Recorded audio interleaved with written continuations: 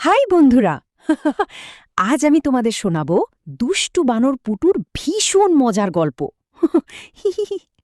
একটা ছোট্ট শহরে থাকতো বানর পুটু। সে লাল টি শার্ট আর নীল প্যান্ট পরে ঘুরে বেড়াতো, আর মাথায় থাকতো উল্টা করে পড়া একটা ক্যাপ। কি স্টাইল! পুটু থাকতো একটা ছোট্ট টিনের ঘরে। ঘরের ভিতরে ছিল বিছানা, ফ্যান আর একটা পুরনো টিভি। কিন্তু একটা সমস্যা ছিল। পুটু ছিল ভীষণ দুষ্টু। ও মা!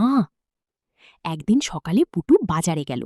হাঁটতে হাঁটতে সে গান গাইছিল, কলা খাবো মজা পাবো। হঠাৎ সে দেখল ছাগল কাকু কলা বিক্রি করছে। ছাগল কাকু চশমা পরে খুব সিরিয়াস মুখে বসেছিল। পুটুর চোখ চকচক করে উঠল।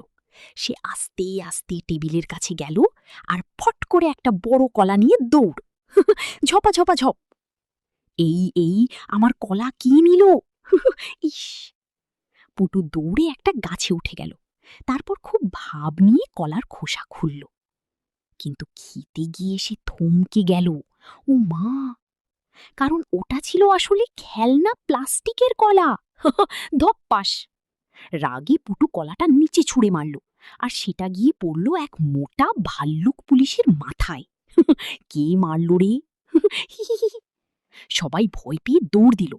কিন্তু পুটু হাসতে হাসতে গাছ থেকে নামতেই পা পিছলে সোজা কলার খোসার উপর। স্লিপ! ধপ্পাস! আর সবচেয়ে মজার ব্যাপার কি জানো? শেষে ভাল্লুক পুলিশ পুটুকে শাস্তি না দিয়ে বলল, চলো আগে সেলফি তুলি। শেষ।